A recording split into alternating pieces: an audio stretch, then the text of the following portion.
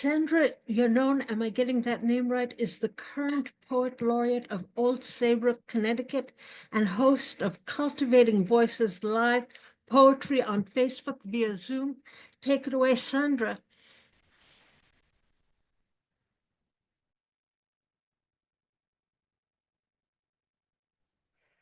Well, thank you so much, everyone who's read up until now, and those voices I'm going to hear after. It is, as Kamiko said, this is the first day of many, the first day of many. I'm going to read one poem that's in my second collection called The Glass Studio from Salmon Poetry in Ireland. I wrote the poem after the 2016 election to really process my shock and grief of the unknown, which now is more known, but really of little comfort. Honestly, everyone, this is our time, like ages before in history, when poets needed to rise from their knees to bear witness. So continue to rise as you have today, continue to give voice. And now once again it is our necessary time to speak. I want to dedicate my reading today to bring in some voices of those poet ancestors who spoke truth to power and really influenced me. And first dedicate to Leonard Peltier. I'm just so happy that I'm just so happy with that news. That's the silver lining for sure.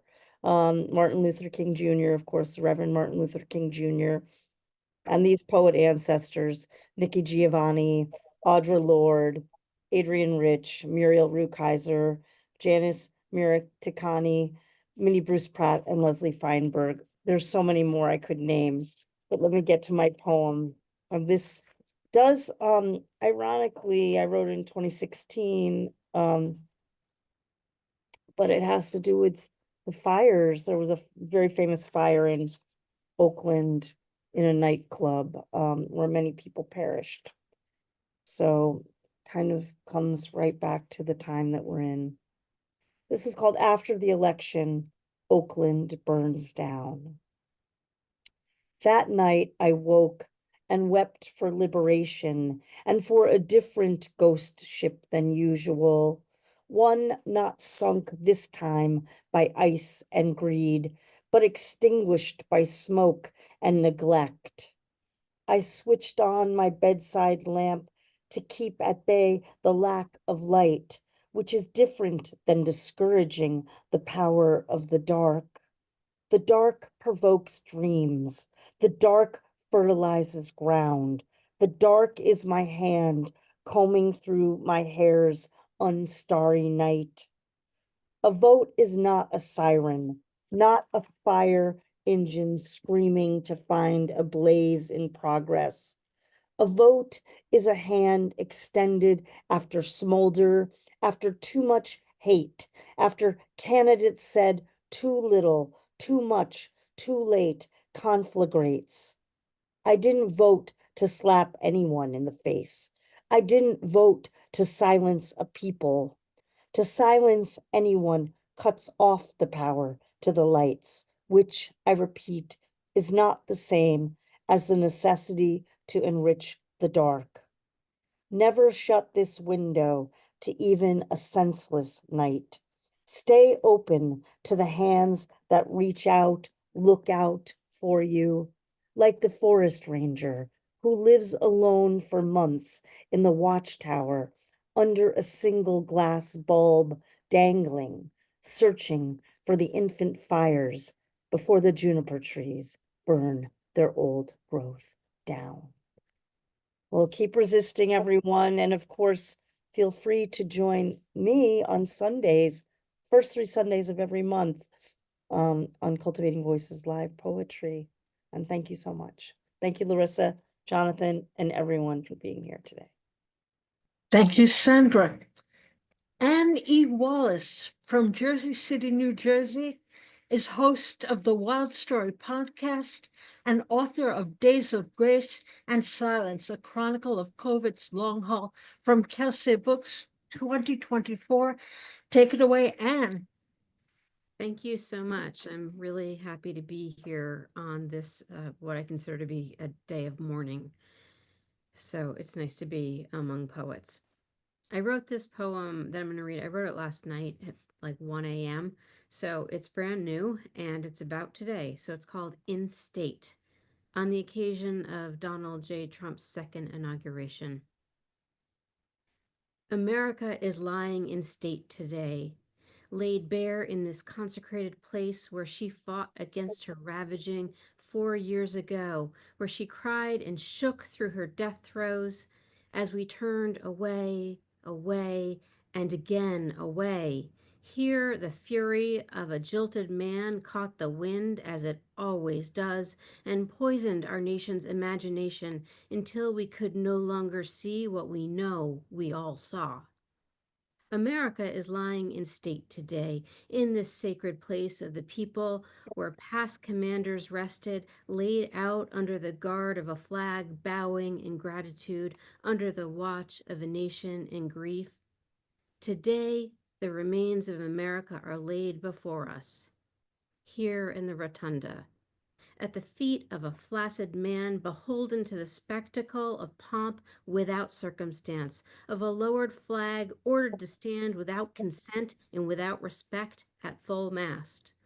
Together, we mourn our beloved stars and stripes, limp and shuddering, sad witness to this day's blustering death rattle. Thank you. Thank you, Anne.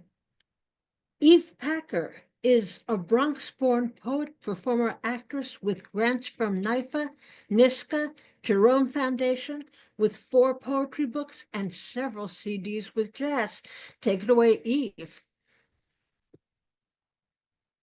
Eve was here, but I don't see her name now. She may have left. Okay. Is Indran Amarthanaga? She did leave and she said she was coming back, so I hope she does. Just We'll wanted try to- post that. We'll try to circle back to her. Indran Amarthanagayam's most recent books are Seer and The Runner's Almanac. Indran? I never saw Indran come in, unless he was under another name. Sorry. Okay. Mark Durkop is the author of the one-act play The Loft, and is currently writing a think piece for submission to the Advocate. Mark, are you there?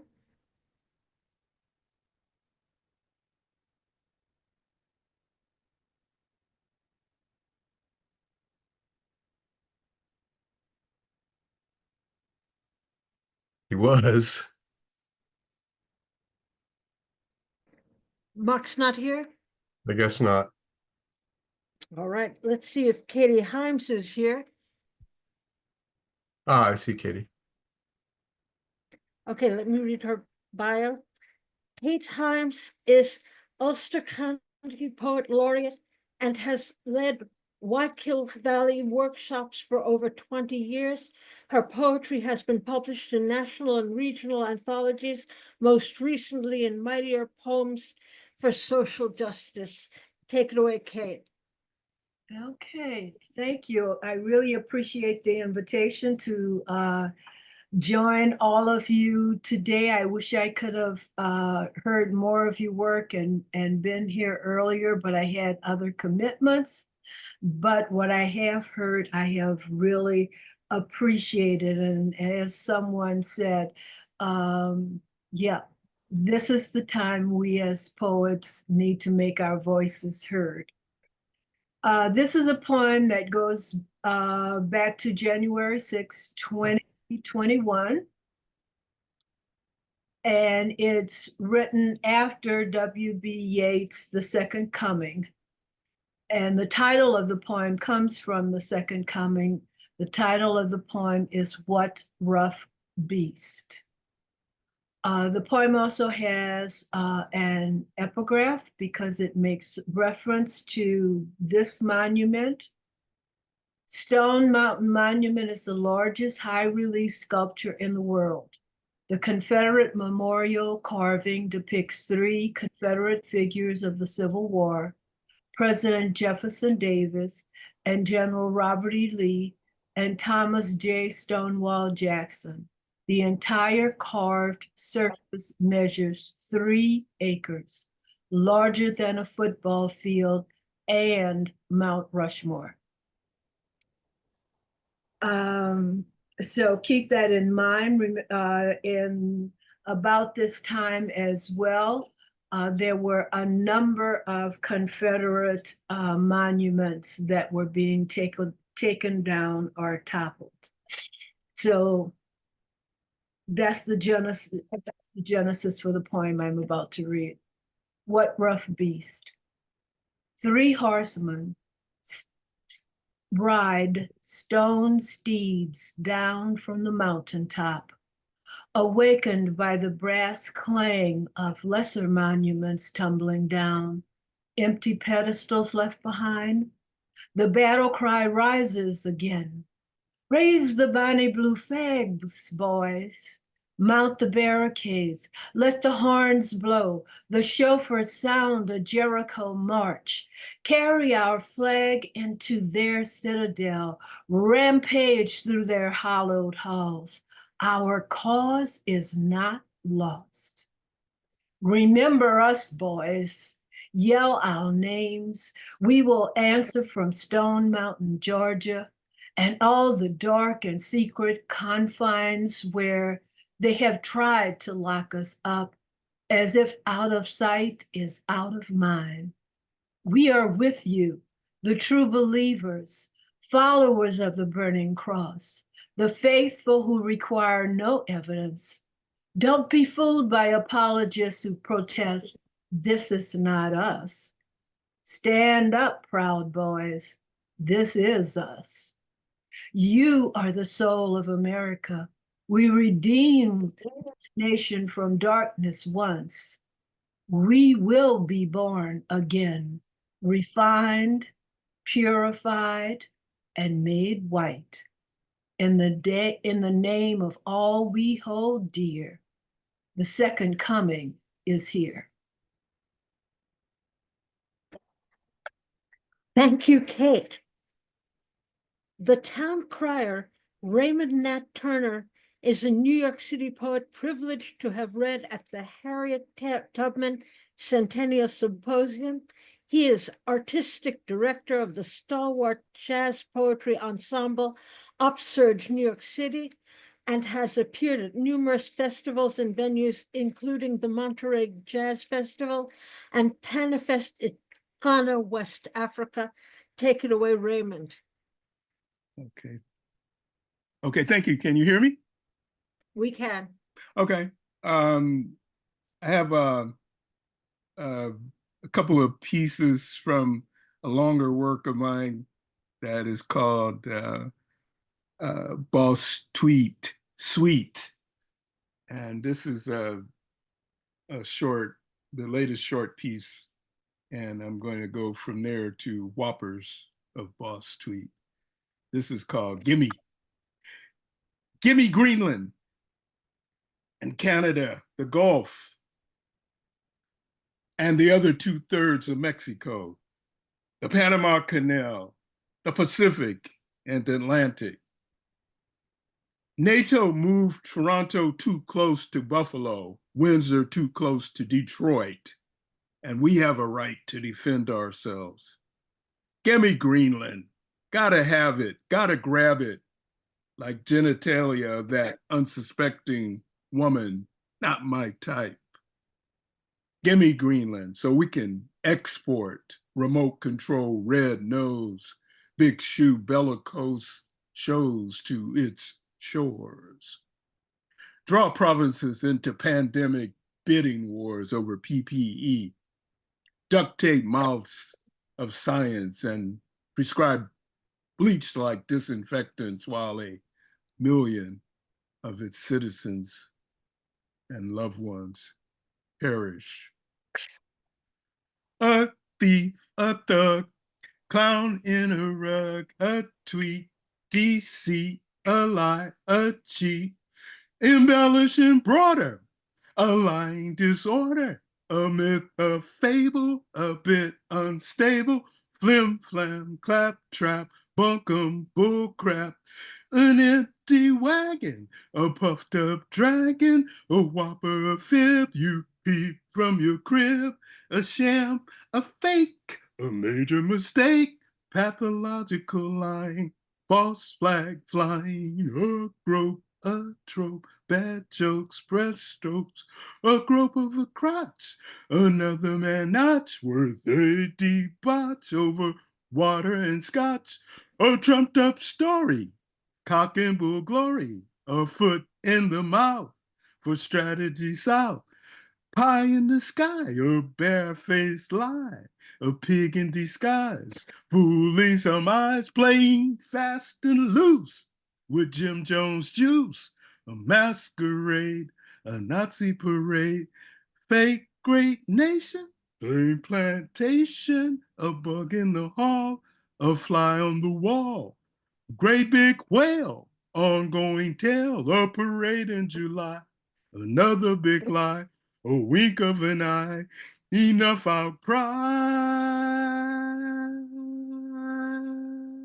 Thank you, Raymond. A thief, a thug, clown in a rug, a tweet, deceit, a lie, a cheat, time for feet in the street, sustaining street heat.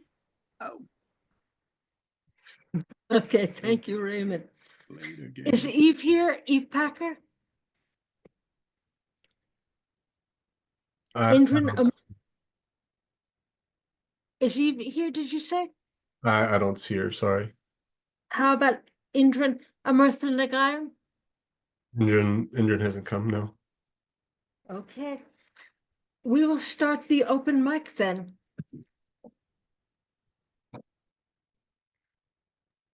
Would the people who signed up with Joni identify themselves again on the chat? I just, I've got a list of them here. And in Would the, you, can you announce them, please? sure, yeah, let's do that. I wanted to send you the whole thing, but I got engaged to everyone. Mazel tov. Our first open mic reader. This is the open mic, and you never know what's going to happen there. So thank you all for waiting, and this is going to be so great. Thank you for joining us. The first reader is Michael Anthony Ingram. And everybody, I want to remind you, 3 minutes, please. All right, thank you very much. I bring you greetings from Washington, D.C., Yeah, the epicenter of the chaos. I'd like to share a piece or a couple of stanzas from a piece that was written over 25 years ago. Sadly, very little seems to have changed in this country since the day I put pen to paper. The title of the poem is Beneath the Shade of the Sheltering Tree, near the clear, cool waters of the river called America. Once, beneath the shade of the sheltering tree, near the clear, cool waters of the river called America, a man sought refuge from the blistering heat and blazing sun. He yearned to taste the elusive goodness of the water because it promised hope so bright that it would be a better day. Yet he was afraid to drink, for he had heard the story that if he placed his colored hands into the clear, cool waters of the river called America, he would contaminate it and it would never ever taste as good. So beneath the shade of the sheltering tree, near the clear, cool waters of the river called America, he sat and clasped his colored hands and he cried. Oh, how he cried. Later, a recently immigrant family joined him. Their dreams spoke in language of hope, yet like him, they were afraid to drink. They had been forewarned that their presence would infect the waters and it would never ever taste as good. So beneath the shade of the sheltering tree, Near the clear, cool waters of the river called America, they sat and clasped their wanted hands and they cried. Oh, how they cried. As time wore on, beneath the shade of the sheltering tree, near the clear, cool waters of the river called America, their collective thirst grew, and it grew stronger than their fear. So they all cupped their colored, alien, unwanted, and trembling hands, and together dipped them into the clear, cool waters of the river called America. It tasted sweet. It tasted good. They realized that their hands did not change it, dilute it, contaminate it, dirty it, or infect the river called America. For the river knew only the nature of their hearts, souls, and minds. Their drinking didn't contaminate it or defile it, but it helped to replenish its flowing grace. So they drank, and they drank, and they drank from that point forward, all partakers of the clear, cool waters of the river called America. Thank you. Thank you. Wonderful, wonderful. Next up is Honey Novik. Welcome, Honey. Thank you, and thank you for doing this. It's really heartening to see, the people that we just believe are there to see your faces. Thank you. So, when the world is on fire, do you close your eyes, ignore it? Do you? Fueled by racial discrimination, and this conflagration is a spirit abomination. This is my nation, home of my education, playground of my indoctrination to a world of justification, looking for integration, knowing that communication is the way forward. I say, I want a revolution, a human revolution. It's going to have to start with me. The only solution for this revolution has to start with me. We're all in the same war, but we're not all in the same trenches. These flames are deep, embedded. We need more than hammers and wrenches. Reformation, inner reformation takes transformation, no longer subjugation, seeing ourselves as real, coexistence, human transformation, my own revolution, lighting my way and seeing you.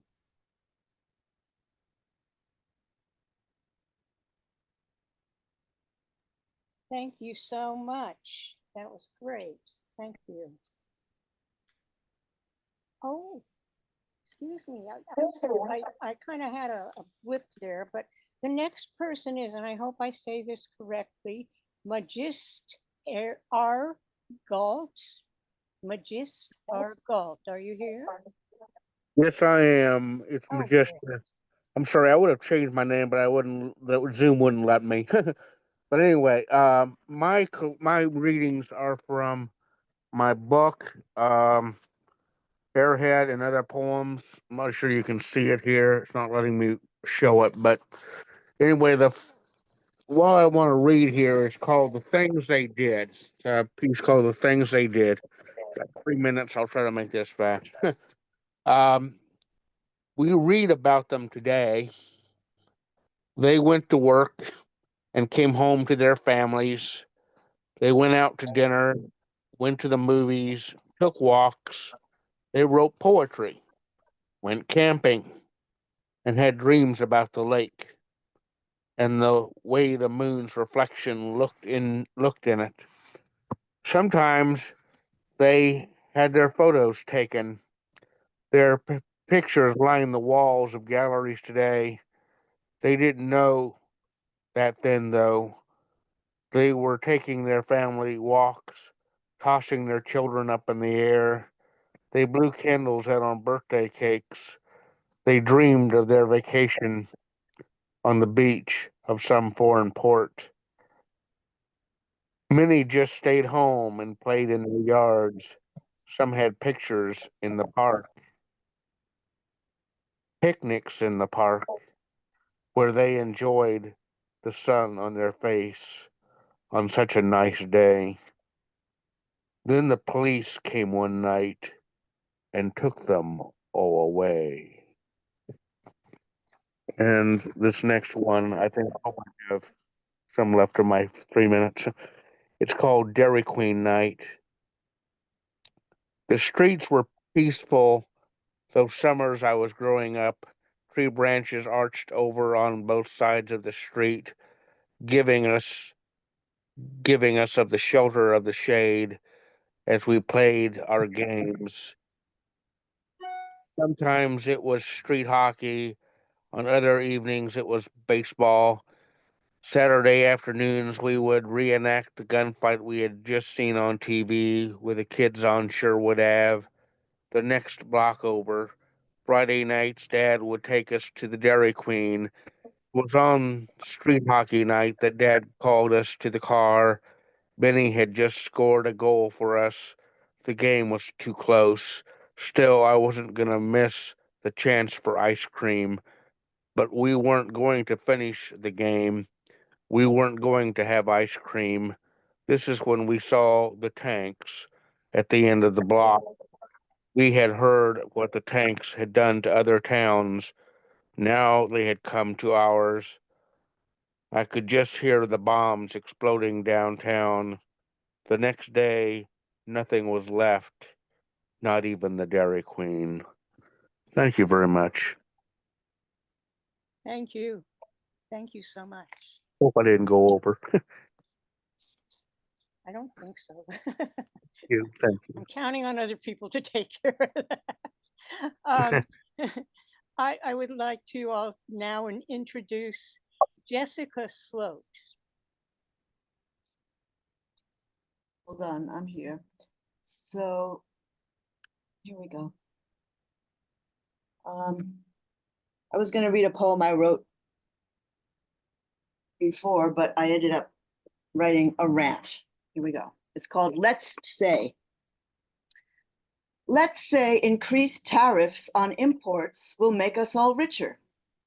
Let's say the Gulf of America has a nice ring to it, will make us feel grander. Let's say planting a flag on Mars will make America great again. Let's say using the correct pronouns is not the most important issue in the world at this moment.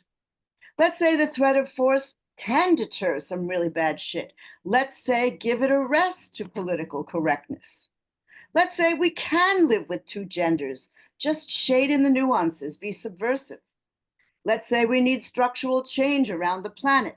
Let's say the rich get rich and the poor love Jesus. Let's say even Jesus agrees we need a change. Let's say our new president really does want to be a peacemaker and a unifier. Let's say greed, corruption, lies, hypocrisy, intrigue, backstabbing, and self-interest has been a part of every administration since the whole damn thing began. Let's say parallel lines do meet. Let's say we've been fucked by the right and the left. Let's say orthodoxy, fundamentalism, and ideology of any kind sucks. Let's say everybody loves a parade. Let's say showmanship trumps everything else. Let's say even the worst Broadway musical is full of fine actors. Let's say history does repeat itself. The first time around it's tragedy, the second time around it's farce. Karl Marx. Let's say this poem could go on and on and on and on. But when you quote someone's words, aren't you supposed to acknowledge the author? Even if you deliver those words with a ready for primetime performance, as Detroit pastor Lorenzo Sewell did, to thundering applause toward the end of today's inauguration, when he quoted, without citing the source, the last 3 paragraphs of Dr. Martin Luther King's I Have a Dream speech, as if we didn't know who said that, someone said afterwards. Another person said, I'm sure many people do not know. It was once delivered before tens of thousands of Americans in 1963 at the March on Washington for Jobs and Freedom, after so many had marched and sat and been arrested and beaten and died fighting for basic human dignity and equal rights for all. So, excuse me, Pastor Lorenzo Sewell, who waved your arms around above your head with such convincing emotive passion, while calling on freedom to ring from all those mountaintops and hilltops, and even from the molehills of Mississippi, without attribution, down to King's closing words that day in 1963, who himself cited the old Negro spiritual, free at last, thank God Almighty, we are free at last. So I just want to ask you, Mr. Pastor Lorenzo Sewell, just what freedom are you referring to? Who, after your impassioned delivery without attribution, was graced with a word in the ear by the T-Man himself, who, our ever-on-the-ball TV commentators, let's say the mainstream media is pretty goddamn lame, told us, how do they know, that Trump whispered in your ear, "You are a star." Thank you.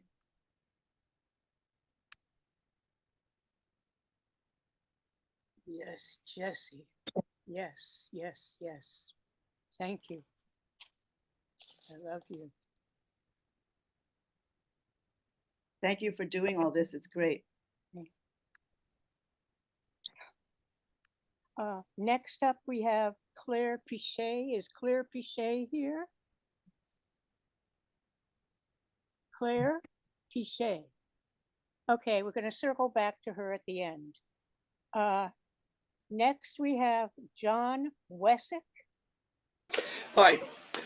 So a lot of people did postmortems of the election. Here's mine. America's true face is orange. It is gallows on Capitol Hill, excrement on Nancy Pelosi's desk, and a hammer to her husband's skull. Its red tie hangs below its knees, and it stores the nation's secrets in Putin's bathroom. It is impunity for the rich and heads slammed into cop cars for the rest of us. To those who offer skin grafts or even a little concealer, we say, hell no. We like America's face just fine.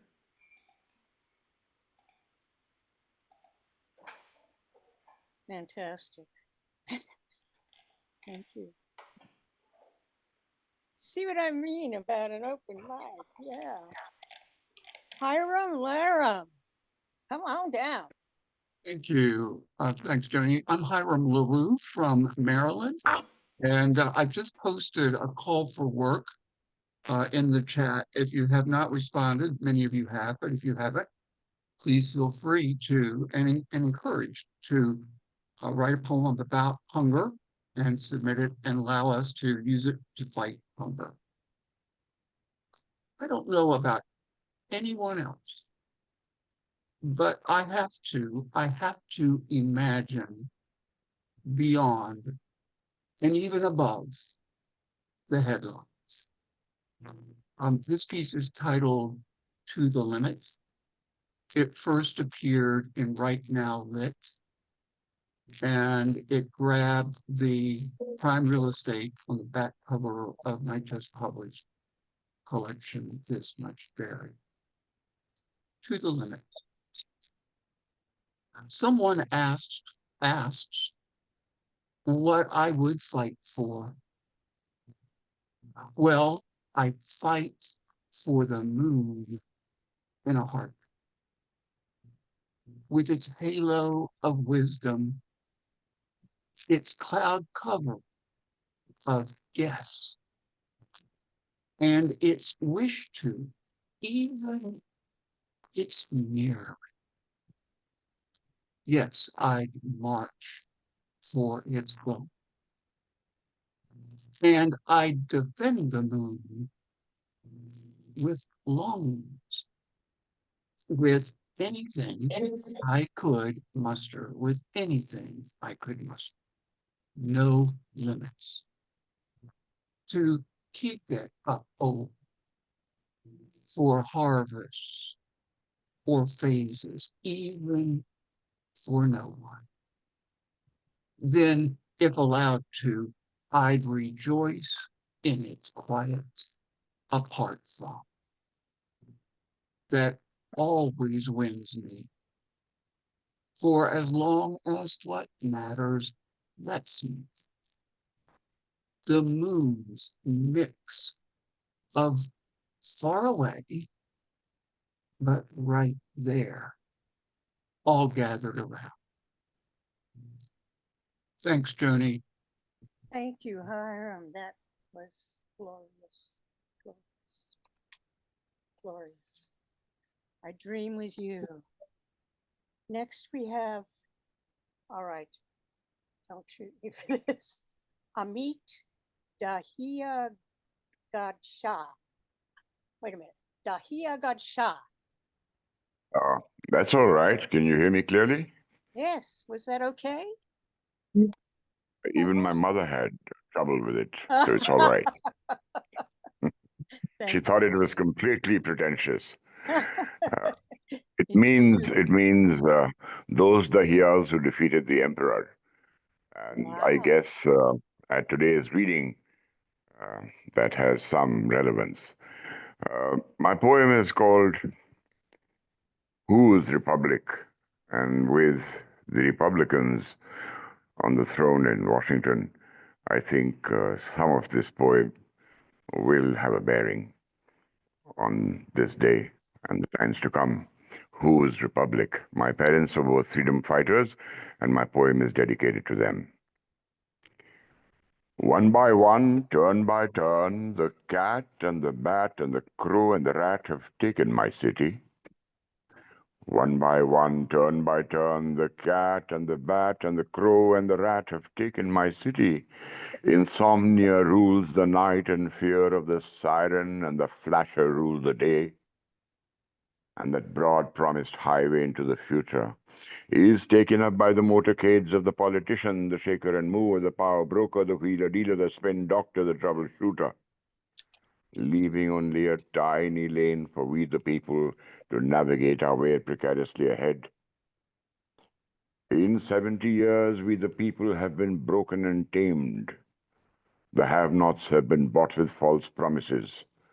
The haves have been bought with tax loopholes. The middle class is ritually slitting its own throat upon the sharp edge of the credit card. And the last of the freedom fighters are breathing bravely on life support systems. And we, the children of those freedom fighters, we're doubly damned and doubly doomed.